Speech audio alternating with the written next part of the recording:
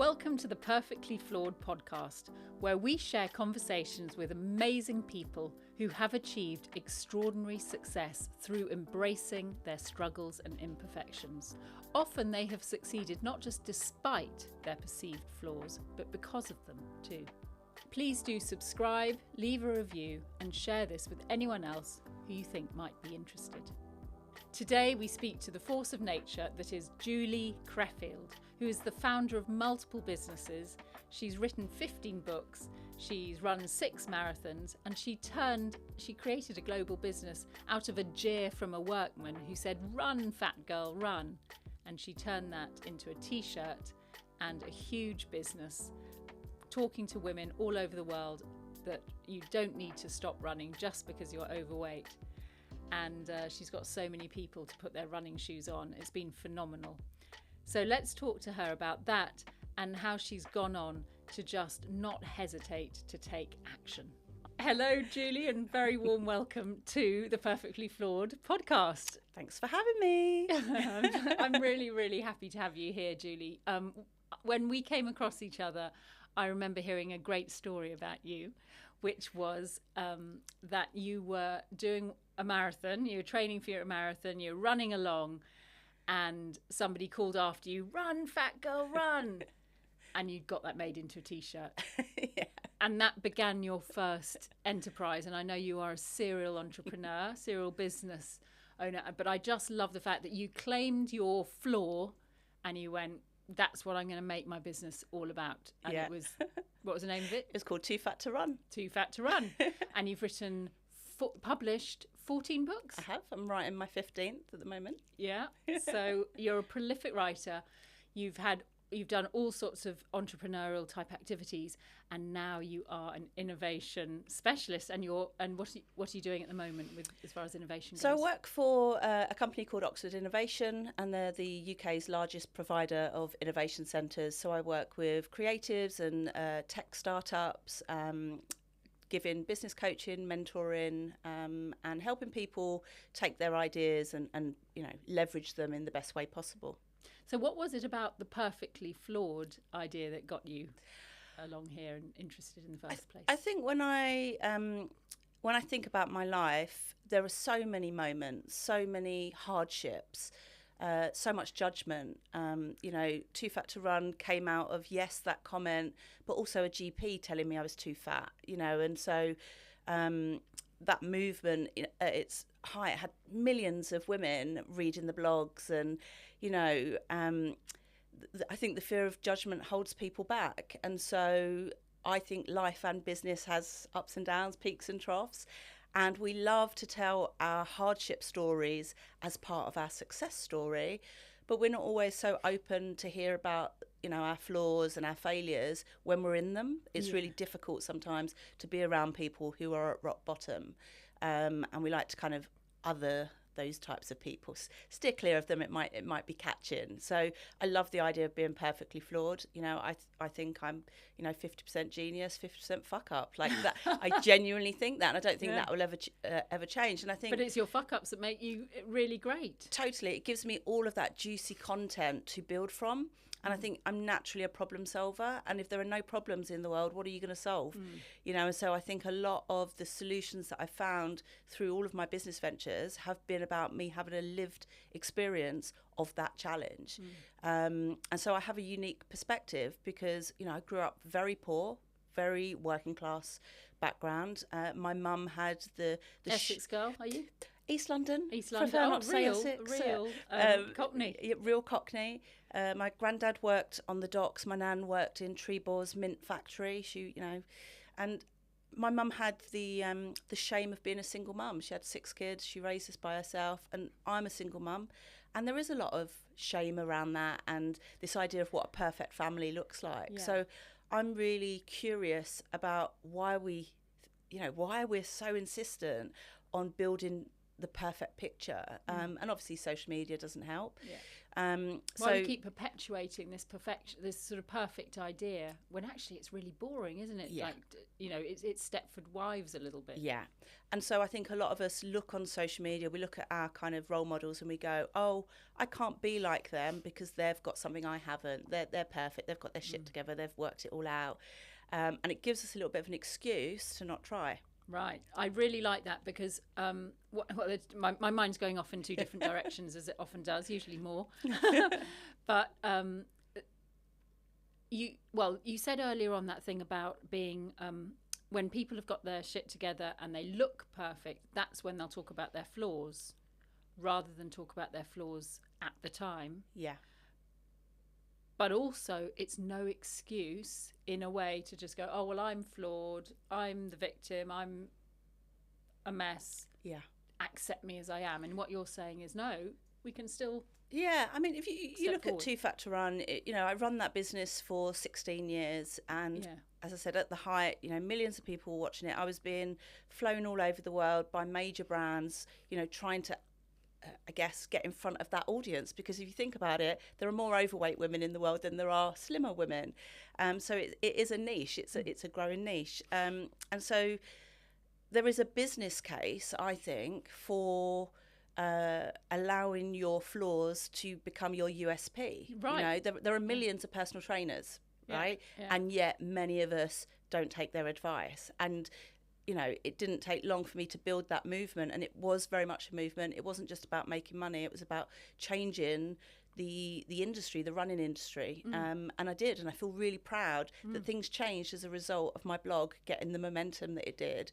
And it made me think, where else are we, feeling like we have to be perfect, and I very much experienced that as a speaker.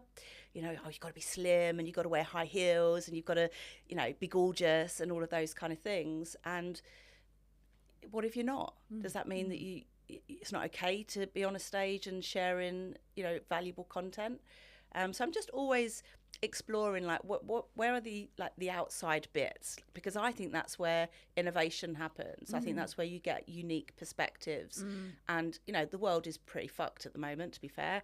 And we need some diverse thinking to find some solutions. And how do we ensure that it's not just the same people that we listen to all the time? Well, also what you're saying there about being a speaker or an influencer or anyone who's communicating content, you were saying, you think you need to look great and be fabulous and whatever else on stage. Actually, it's not about you. It's not about the person on the stage, is it? It's about the audience and the message that you're giving them. Yeah. And I love as well with Too Fat to Run, you've embodied the excuse.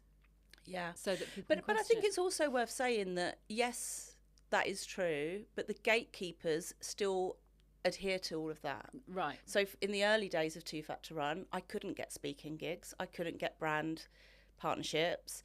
I was an annoyance to the running world. And so that is how change happens. It's not easy. Weren't you on the cover of Running magazine or something?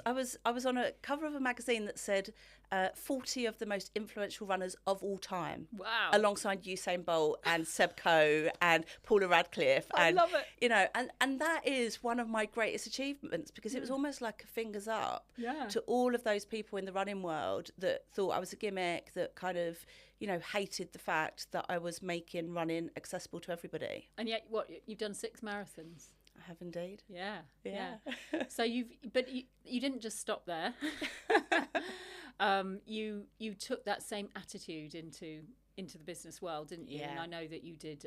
You had tribe builders. You helped people to build their tribe. Yeah.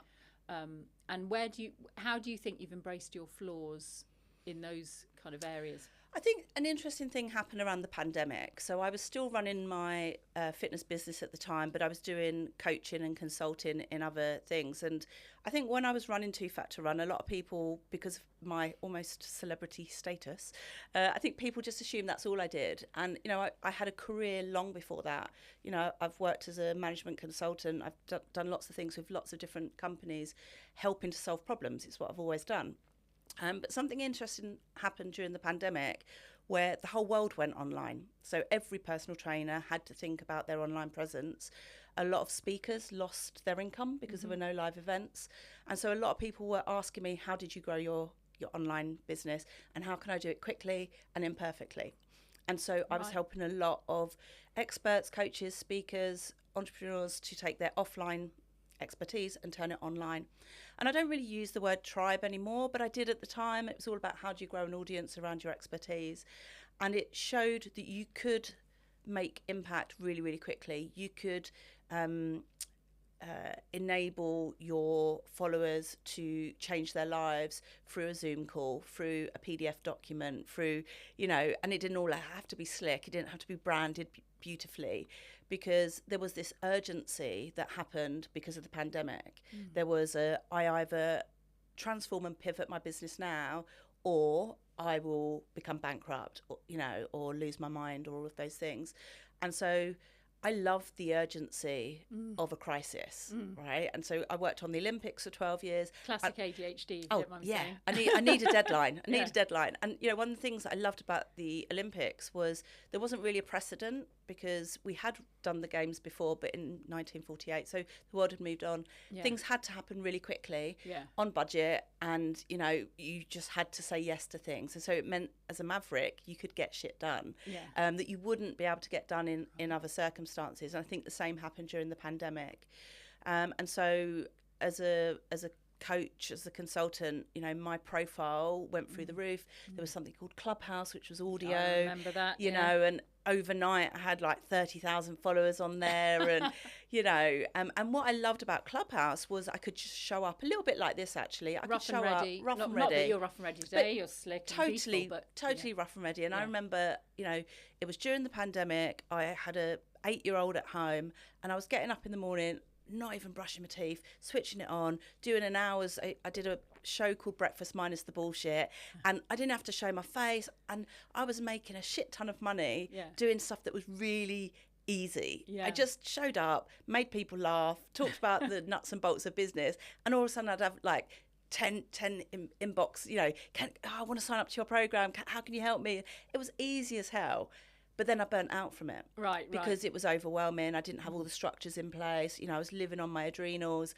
And so I learned some really valuable lessons about the world of online and how it's not all, rainbows and butterflies. And I burnt out. I went off to Greece for a couple of months and wrote a book. And I don't know, I had to really reflect on what drove me. I made a ton of money. I made more money than I've ever made in my life.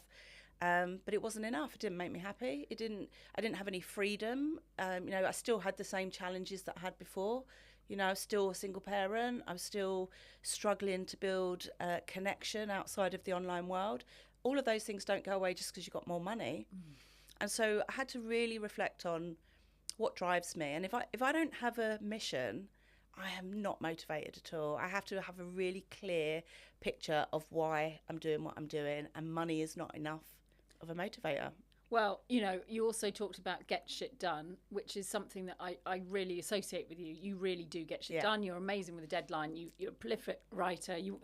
Most people go away to Greece and rest for 2 months. You go away to Greece and write a book as your rest period, your recovery.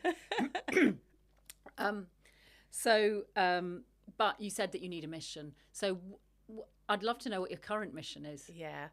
I've been reflecting a lot on my childhood. So, and I don't blame my mum at all, but it was of the time in the 80s. I don't think girls ever had ADHD. I don't think it was a thing. No. But all the signs were there.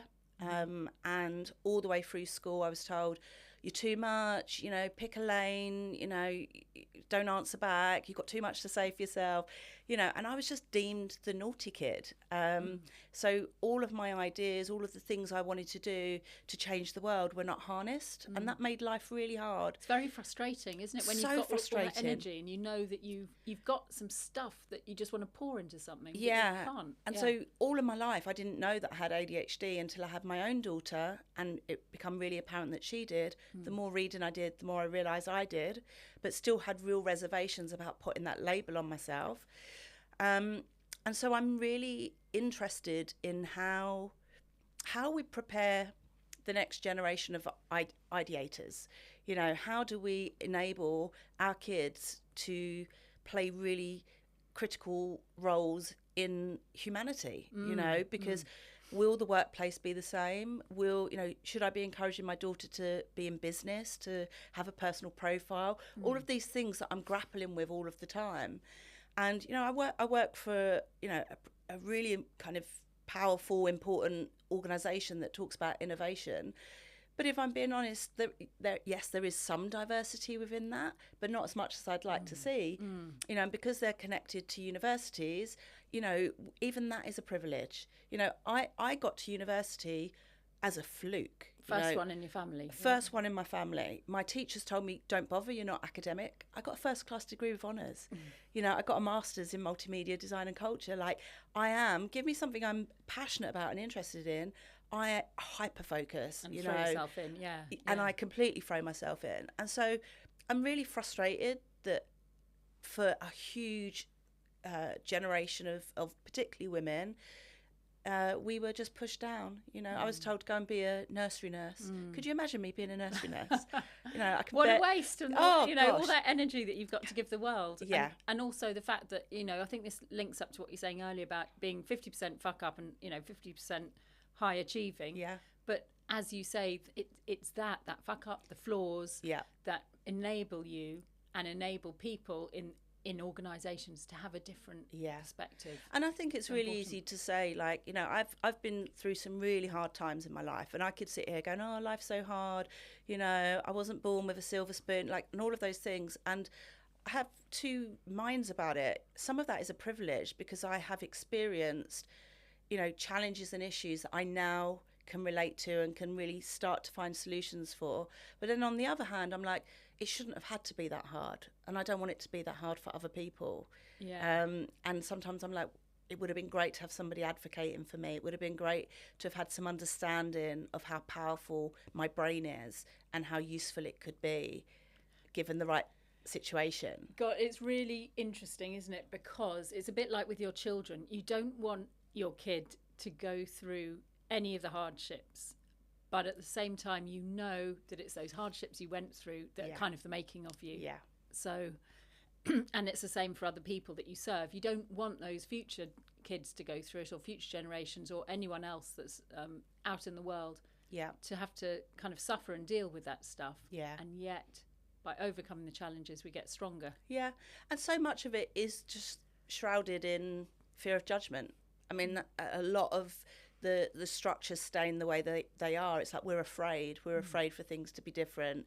We're afraid to be singled out. And, if you look kind of historically, how you did well, in my mum's day and age was that you didn't stand out, And so, my mum has been so fearful of my, my career, so to speak, and I remember her saying, oh, I just wish you'd get a proper job. And at the time I was on ITVs this morning, I was like, centre stage, and all of her friends at work were like, oh, I saw Julie on the telly. And then she was still really worried about, how people saw me because I didn't have a proper job. Like, why do you want to stand out? Why do you want to do this? And it's generational, and so I can't completely influence my daughter because she's got her own views on the world, but I do have some experiences that I want to impart and help her as she finds her own way, but it's really hard because the rate of change, the pace of change, AI, all of those kind of things, I don't think even we can keep up with where we're headed and where we should try and lead our kids to give them the best shot at being employable. Well, I know. Who knows what that's going to look like? My daughter says she's just going to marry rich, and I'm like, well, okay, one way. Path. But also, I think it's a really interesting thing that we don't want to stand out, or we're told not to stand out, but some of us just have no choice. And with ADHD and with knowing that one's got flaw, I'm talking about myself as much as anyone here, you've got these flaws, foibles, fuck-ups, failures, and you don't have any choice. Either you just go mad by trying to stay quiet and compliant, or you just bring it to the bring it out. And I think as women, we can't win when it comes to weight. You know, we've got all the kind of weight loss jabs that's in the media at the moment, you know, and lots of high profile celebrities that got slated for being overweight. Now they're being slated for being thin. Yeah. That you cannot win. And, you know, my weight has gone up and down over the years. You know, I used to run, you know, multiple marathons in a year, you know, travel over the world, always running, always doing Tough Mudders, all these things. You know, I worked with nutritionists, I did all this stuff, and it was hard. It was hard to lose the weight, it was hard to maintain the weight, you know, and it wasn't through want of trying. And so I think I just got to the point where I was like, I'm just going to embrace it. I'm just going to move forward, whatever size I happen to be this month. I'm still going to love myself. I'm still going to back myself, because I don't think it would make any difference in terms of that fear of judgment. I think it's still there as a size 12. I don't think it, you know, I think a lot of larger women think, oh, if only I was this size, then I wouldn't get the fear of judgment. You do, you just get it in a different way, because then it's, oh, you're too attractive. Who do you think you are? Or you're too this or you're too that. So I just think sometimes just embrace who you are and you know, do the things that you want to do. And I think, you know, the running thing wasn't even just about running. It was about what else are we not doing, because we're putting it off until we've lost the weight. Yeah, absolutely. And it's about sort of not hating yourself anymore. You went from despising yourself, hating yourself, to saying, right, I'm never going to be perfect. There's always going to be something, like you say, whether it's weight or something else. There's always going to be something, never going to be perfect. And I think maybe when we get to that place of just going, I accept that. Yeah. I'm going to get on with my life anyway. Yep. Yeah. Warts and all. Yeah. And I think about, you know, my daughter's 12 now, and I set up that business after she was born, and I think about the things I've done in the last 12 years. You know, the adventures I've been on, the things that I've said yes to, you know, and What are some of those? Well, I'd get calls, like it was just, I went through this really bonkers time of lots of brands wanting to work with me, and I'd get a call that goes, we're flying out a group of influencers to Israel to run the Jerusalem half marathon. Do you want to come? And I'd be like, when? Next Wednesday. You know, and I'd go, yeah, sure. And I'd go out. And no training. I'd be with a bunch of people that I've never met, you know, and they'd be taking us out for meals, and we'd go to the Dead Sea, and like, amazing. I was like, this is my life. You know, but even like reflecting on that, there was a lot of, oh, you know, somebody like me who's a single mum shouldn't be doing that. Right. You know, so it's almost like, me, little old me. Yeah, like know your place, like, you know. Who am I to do this? Yeah. So, you know, like things like TV and radio and just like opportunities that came my way as a result of being visible. So how did you navigate that, like that part of you wanted to get out and do it, and the other part was going, you know, should I, and is this right? And how do you navigate that? I didn't ever want to be famous. Like, the blog was anonymous for the first 2 years, and I didn't have any photos, didn't have my name. And then when I had to make money from it, I'd been working on the Olympics, I got made redundant, I was pregnant with Rose, my relationship was breaking down with her dad, and I just knew I couldn't rely on anyone. I've got to do something, I've got to make some money. I was signing on at the time, don't recommend, you know, hated it. They'd put me forward for jobs that were underpaid, and I'd be like, I can't afford to put my daughter in childcare to do this job. And in the end, I turned the blog into a business, and a branding person said, unless you front this, it's always going to be quite a small thing. You've got to be the face of it. And I had resistance, I really did. And every time I got an opportunity, I had that whole thing, oh, who am I? What am I going to look like? You know, being on TV. And I remember I got asked to do This Morning, and then I signed the contract and whatever. And then just before it happened, they said, oh, we've got Nell McAndrew who's going to co-present with you. Nell McAndrew is a supermodel. She's like a size 0. And I was like, fuck, like, I'm going to look huge next to her. And like, she's lovely, you know, and yeah, it all worked out okay. But for ages, I was like, oh my God, that's the worst thing I could ever imagine. You know, and sometimes I'd get backlash. I'd be on a news thing about obesity, and then my Twitter would go mad with people like being abusive and stuff. It's not easy, I think, crusading for change. But when you have like the bad stuff, and then you have the good stuff, which is like people emailing you and saying, oh my God, your blog's changed my life, or oh my God, you know. And I remember I had this lady that emailed me, and she said, oh, I used to run in my shed. She said, I used to run on a treadmill in my shed, and then I came across your stuff, and now I run like outdoors. Yeah. And I'm like, oh my God, I did that. Wow. You That's know, amazing. Like shamefully running in Yeah. your own shed. Yeah. Yeah. And another lady, because the blog was kind of global, another lady that run in India, and she run before it was daylight because it was frowned upon for women to be Wow. seen running. Wow. You know, like it Yeah. wasn't just a funny blog about running. It was so much more than that. Yeah. It just gave women permission to go out and do it. Yeah. And I think one of the things that some people maybe got wrong about you was that it wasn't that you were saying, yeah, I'm really happy or I'm embracing the weight. You're just getting on with your life. I was just accepting. I was accepting that this is where I am today, and I'm not going to beat myself up about it. Yeah. And also, everyone wanted to know, are you on a weight loss journey? What are you going to do when you're not fat anymore? There was this assumption that I was running for weight loss, when actually I was running often, Anyway. Yeah, It's just like get on with your life I was anyway. running to get away from the stresses of life. You know, Right. often it was an escape. It, like, I used to joke, you know, running the London Marathon is an escape from doing nappies. You know, like it sounds like extreme, but you know, I think when you have a child, your identity shifts a little bit, and so I didn't want to just be a mum. You know, and so running gave me an identity outside of just being a mum. Yeah. I can really understand that. And I think when you become a mum, or maybe for a dad as well, any kind of parent, but I think for mum particularly, that baby's so kind of physically and biologically kind of part of you. Yeah. It's really difficult to keep hold of who we were, and maybe that who we were is gone anyway. So it's like, who are we going to become? Yeah.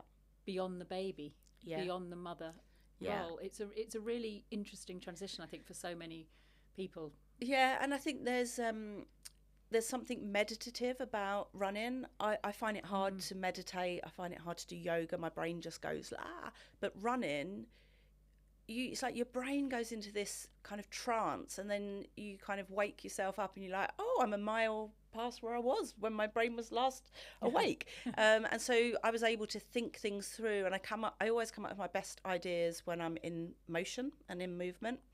And you know, when we're brainstorming and sitting at our desk, nothing ever happens. And so being out and about and exploring and you know, adventuring, that's when you get your best ideas. Yeah, there's movement around you, and your brain can travel along in a different way, in a relaxed way. Plus nature, I think nature's very important. Don't know what you think about that. Yeah.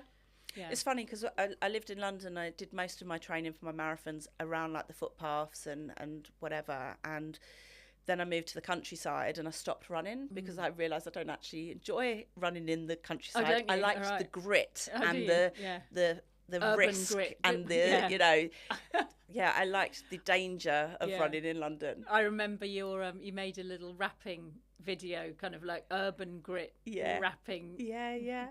Julie Creffield video. Yeah. What was all that about? Because you had a dance background, didn't you, as well? Yeah, I mean, I've always been a creative. So my degree was in performing arts. I used to be in a street dance group. Like, I just always, as a kid, wanted to find ways to express myself. I wanted to be heard. And I think growing up with 5 siblings, you're never heard. Like, you're just one of 6, you know. And so I think a big kind of driver for me was to feel significant, to feel like I was somebody. And so I explored lots of ways of doing that. I was, you know, did drama and street dance and all sorts of things. And I'm just interested in words. I like writing. And one day I sat down and just all of a sudden this poem just dropped out of me, you know. And then I knew a filmmaker. I said, should we make this into a film? And it was just a lot of fun just to really explore what business meant to me and how we operate in this really crazy online world. And just it gave me a platform to just express that. So did you we should try and include a link to that video. Can you remember any of it now? I see a rising problem in this thing called business. I'm sure you see it too, in a world where everyone's hustling, trying to give you their point of view, the noise, the mess, the competition, the stress. God, I can't remember the rest of it. It's about 4 minutes long. And I sometimes think I should use more poetry in my keynotes and things like that. I was working on a poem on the way here today. because it's almost this thing of like, my mum always used to say like, oh, why do you want to do that as well? So I'd be doing ballet and I also want to do judo and I want to do this and I want to do that. And everyone's always like, just choose, just do one thing. And I don't want to. I want to do lots of things. And I remember doing stand-up comedy and my ex-partner going, oh, so now you want to be a comedian as well? Like, yes. Yes. And you're an award-winning comedian. I'm an award-winning comedian, you know, and so I love the adventure of learning and going, can I do that? Like when I tried to do stand-up, it's not easy. You've got to work hard at it. Yes, it helps if you've got a little bit of natural humour within you, but I had to work hard. And I think there's something really powerful about the word I am. So like, you know, I am a poet, I am a comedian, I am many things. Yeah. And when you affirm that to yourself, I think it helps you to get out of the box that everyone else wants to put you in. But it's challenging for other people, perhaps, who feel triggered by that. It's like how dare you be multi-talented? Yeah, and why should you claim all these Yeah, things? But yeah. why not? This is your life. Get out, live it, choose Yeah. what you want to do. Yeah. And get on with it. Yeah. So who are the people that you really want to affect and touch now? Good question. I think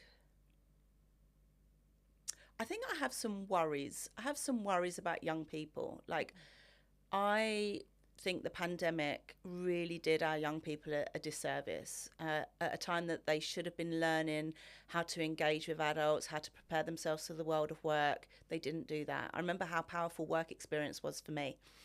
You know, being in an office situation, having to make small talk, all of those things. And I think there's a big chunk of our young people that didn't get a chance to do that. And won't as well if they go into virtual Absolutely. work environments. Yeah. And I also think with AI, which I am a massive fan of AI, I use AI a lot, there is also kind of this risk, I guess, of young people going, I don't have to come up with my own ideas, or I don't have to develop my ideas, I'll just run it through ChatGPT. And again, there's nothing wrong with that. But I wonder what the role of critical thinking is for young people, because we have never lived in such exciting times when it comes to technology, that we have everything at our fingertips. But you've still got to have something you care about to apply all of that. You know, you can know how to use Canva, you can know how to build a whatever, but what are you going to build it about? And so at the moment I'm working on a project in partnership with Google called What's the Big Idea, to explore some of that. So it's a bit of a pilot at the moment. One of the centres that I'm based at, they're building a big Google data centre, you know, £880 million worth of a data centre. But what is that data centre going to be filled with? What is the stuff that we're going to be caring about? So I'm really interested. I don't have any answers at the moment, but I just want to pose that question. What is the big idea? What's the big idea that we're personally working on? You know, what are the missing pieces? Like, and I think it's just leading with curiosity, it's asking the right questions. You know, ChatGPT is only as good as the questions you put in it. Well, I think as well that, you know, AI is giving us an opportunity to reclaim our humanity and highlight just how important it is to be these messy, creative, human, you know, flawed people that they, you know, AI isn't. AI and tech is very beige. It's very kind of like, let's mix it all in the pot and we'll just take the mean average of whatever's been pumped in across the world. But with Perfectly Flawed, you've got an opportunity to be that little bit different, a little bit unique. And that's the human side. Yeah. So I think AI is giving us an amazing opportunity to highlight all the people that are maybe a bit more neurodivergent or a little bit more interesting, a bit more quirky, who have a voice, who have a, I mean, I'm getting on my own soapbox now because I think, you know, I think there is an opportunity, but it's so seductive to just fall into that. But it's also a lot AI of people are kind of tinkering at the moment. So they're tinkering with AI, but they don't really understand the full breadth of it. And what they're doing is quite often they'll have an idea and they'll play around with it in ChatGPT, and they have a fully formed plan of how to take it to market. They still don't take it to market because you know, you have to be courageous to take it to market. Right, that's a human quality. That is a human quality. AI cannot take it to market. You have to be the person to take action. And nor can AI forge those relationships with the audience either. Yeah. So I think there's something around understanding your uniqueness. And like, if you have processing challenges, which I do, you know, if you're going through menopause and you can't think straight, like, there are all these moments in life where you can't process or communicate your idea. AI is going to transform the world for people that are dyslexic, for people that have ADHD, for people, you know, that don't have the same opportunity because they're not able to articulate, you know, or not able to sell an idea. And so I think we live in really interesting times. And while it gives an opportunity to those people, it's probably going to take away the masses who, since the industrial era, have been educated to conform and to be like factory fodder or to be military fodder, and just, you know, comply, do the right thing, sit at your desk. And we put our kids behind a desk all day, train them for the world of work, and that world of work is completely transforming. My kid the other day, the teacher sort of said, oh, he plays the class comedian, and, you know, I don't do class comedians. And a bit later I said, actually, I don't want that comedian crushed in him, because he might grow up to be a comedian. Absolutely. You know, yeah, that might be his thing. yeah. I mean, I know it's a bit disruptive, but, you know, let's not tell him it's a bad thing. But disruption, we need disruption. We absolutely need disruption.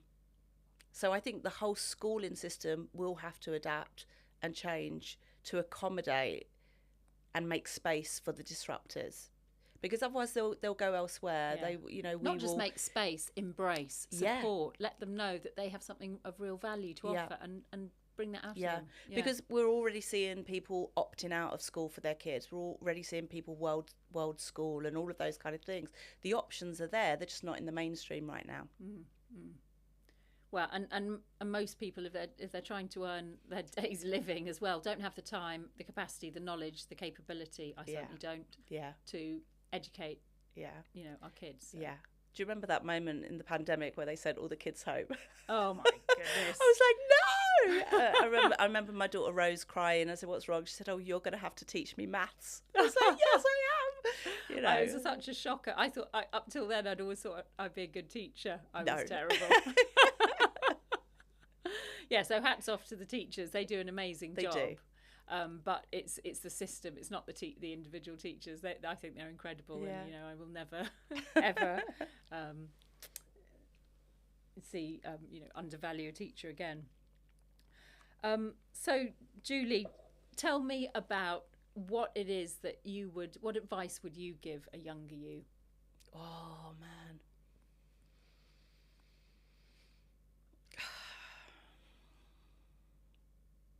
I think there is something about acknowledging the people in your life.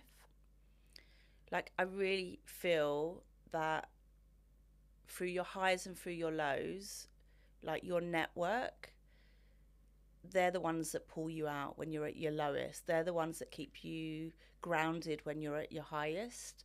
And those people will change as you go through life, and that is also okay. I think I have, in recent years, really kind of maybe let myself off the hook a little bit about some of the relationships that have felt like a failure, people that I haven't stayed in contact with. And I think when you've led as many different lives as I have, you know, there were always going to be people that drop away, whether that's work colleagues or friends or, you know, romantic partnerships, and all of those interactions, they shape who you are. And I think I used to think, oh God, there's something wrong with me. Like, why can't I stay in touch with people? Like, why can't I ask for help? That's a big thing for me. Is that changing that bit? It is a little bit. It's still hard. I still have that kind of trauma response of, I'll do it all myself. But at least I know that about myself, so I can spot it when it happens. And I think, you know, I went through a really tough time a couple of years ago, and like the toughest probably time I've ever had. That was in business, right? Yeah, so I joined a startup and it didn't work, and I'd moved house, and I was, you know, financially in the most dangerous position I've ever been. I was so surprised to see you join an organisation, because you'd always made business for yourself. Yeah. So it was such a kind of about turn, and I'm sure there are lots of good reasons for doing it. Yeah. And not least security. Yeah. Which, you know, but you're so amazing at just starting things up and creating a storm. And so it kind of, I imagine that you, without knowing what that business thing was all about, you kind of had an arm tied behind your back to do what you have a natural flair for doing. Yeah, and I think that comes down to people as well. I think there's only so long you can build by yourself. And so you're right, I'm incredibly good at building new things, but there gets a point in that new thing where if you want to grow it, if you want to scale it, you need to build a team. And that's the piece that I was struggling with. And so that's why I joined a different company, because I wanted that team feel, and I still believed I could change, I could meet my objectives just through a different company. And it didn't work out, and you know, I was in real like difficulties, and it felt like there was no one there to help. Nobody in my family could help financially. I wouldn't expect friends to help me out financially, you know. And so when you get to that point and you're like, oh my God, I am still by myself. And I had some incredible friends that were there, you know, in all sorts of practical and emotional ways. But it was a wake-up call. It was definitely a wake-up call about building resilience, you know, building financial stuff, you know, like being a grown-up, being an adult, like putting things in place. Because I think sometimes when you're on this growth trajectory, you're like, oh, I'll deal with that later. Like, I'm just focusing on making money. Leaving a mess in your wake, because it's such a storm of energy. Yeah, and you just go next opportunity, next, and then all of a sudden you're like, oh, that one didn't work, and now I'm in now I'm in trouble. But that also, as well as financial and the other sort of stability you talked about, you were talking also just before that about how the importance of a network and the importance of people through that time. So I imagine that was also really important, to just have the people. Yeah, and I think often when you look at things that went wrong, they never happen as a result of one like choice, right? So I joined that startup and moved out of London. And so it was like a perfect storm. I had no immediate support. So that means no childcare. It means no one to have a glass of wine with, you know, and I was building new relationships in the new area that I was living in. And so it was just unfortunate, or maybe I didn't have the foresight to think about that. And it's an ADHD trait, you know, like I moved from East London that I'd always lived in into the middle of nowhere in Hertfordshire, where there were more horses than people in my village. You know, only somebody with ADHD could make that extreme shift. Yeah. You know, and I don't regret it, because oh my God, we had an incredible 18 months there, and I loved it in many ways, and it gave me the peace I'd been looking for post pandemic. You mean 18 months in Hertfordshire, or at the business? In this village that I lived in. So I still live in Hertfordshire, and we live a little bit closer to civilization now. You know, like the middle ground. You could only do it for so long. I could only do it for so long. You know, but I think I'm one of those people that I would rather fail fast and learn the lesson and then move on than spend 10 years dreaming about something, thinking about something, planning it. Because the world moves on, and then you know, you do all this kind of back work, and then you're like, oh, I don't even know if I want it anymore. Like, if I want something, I take action on it there and then. Well, you are incredible at bouncing back, and I think you've even got a model around that. Yeah, I hate the expression bouncing back. I don't want to bounce back to where I was. Like, that just keeps me stuck in the same place all the time, particularly if you're up against challenges all the time. So I prefer to bounce forward, and I can never remember my own models. It's in one of my books, but it's about reflecting, reviewing, recharging, and then re-going. And I think that's what you do. You know, some of us have the luxury of doing that in time. So some people have a setback and they can take 6 to 12 months to recover. I didn't have that ability. I realised that I had probably 21 days at most to build a new business, take it to market and make money. And I did. And I developed a program called the Year to Change, because I knew I had a year, I think, to kind of evolve and get back. But I had 21 days to get that going. And so it took me 21 days to build the brand, build the programs, do my first keynote, get the first sales through the door. And I built upon that. How did it go? It was okay. I mean, I think I did a year of that and then realised that I was following some of the same patterns. So I was working in the same way. And I think as a concept, I still love it. I still use it. I get people to think about, you know, how they're going to, you know, grow their business within a 12-month frame. And, you know, I'm motivated by how many seconds we have, how many hours we've got, how many, you know, like that gives me structure. Yeah. So I still definitely use it as a methodology in my work. As a brand, it would have taken me too long, I think, to grow it to where I wanted to. And so there were some shortcuts, some other things that felt like an easier fit. And joining the company that I'm now working for was the perfect move for me. So is your advice, just go ahead and build it, even if it's not the business that you want to stick with? Yeah. I mean, that's my advice of everything. You know, I remember working on my first book, right? So I had this idea for a book. And I was writing like how it was going to work, and I had this like plan. And then one day I was like, I'm taking so long writing this plan, I might as well just write the bloody thing. And so I didn't write the actual book because I didn't want to mess it up, because I knew that would be the good book. I wrote a different book instead. And it was shit. It was rough around the edges, but it sold 300 copies in the first weekend. And I learned everything I needed to about writing books. And I grew my market, and the books got better and better. And then when the moment was right, I wrote the book, and that book I wrote in 21 days, or 28 days, I think it was, and it got to #1 in the running charts, and that book still makes me money every year. Amazing. What was the name of that That's book? called The Fat Girl's Guide to Marathon Running. Fat Girl's Guide to Marathon Running. Yeah. Fantastic. You know, and that book opened doors. You know, I run the New York Marathon, and I remember going into the expo, and there's a massive big poster of me, and, you know, it got me on, you know, main stages, and, you know, it was life-changing for me. And all of that information, all of that content was in my head. I just had to sit down and pour it out. You know, and quite often we overthink things. You know, we try and like create new stuff. I'm like, no, just stick with the stuff you know. Like the stuff you know, other people don't know. I'm a massive believer that when you're wading through treacle, it's not the right thing. But when things just come and you get a moment of inspiration, you've just got to grab it and do it. And this podcast started because I just saw the studio. I thought, I've had this podcast. I've just got this idea. Yeah. And I put down the money and rented the studio. That was it. Done. Because I knew the idea and I knew it would work. And I've had all kinds of amazing guests like you, and it's just happened so easily. So it's the right thing. And I'm writing a book about it now, and it's my new keynote. So, you know, it's just become the thing. And it's not going to be there forever, I imagine. But that's like my little leaf out of the Julie Creffield playbook. is take action. Take action. But also, like, you're right, it is about taking action. But quite often it's take action with resources you've already got. So, you know, you saw this place, you're like, that's a resource on my doorstep. You know, I've already got a network of amazing people. Like, we don't have to reinvent the wheel and make it really hard for ourselves. Say, what do we have? What do we already have that I can use to build?